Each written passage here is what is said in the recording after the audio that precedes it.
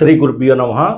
ఈరోజు మనం జ్యోతిష్ శాస్త్రంలోని ప్రధానంగా మనం ఒక గ్రహాన్ని తీసుకొని ఆ గ్రహం యొక్క ఫలితాన్ని చెప్పడానికి ప్రయత్నం చేస్తాం.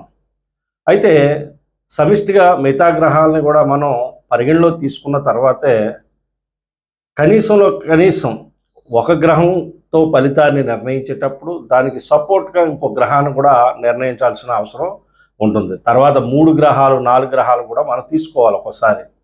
అయితే ఒక గ్రహంతో చెప్పేటటువంటి జ్యోతిష్ శాస్త్రం ఈరోజు మనం చూస్తున్నాం. ఆ గ్రహమే కుజగ్రహం.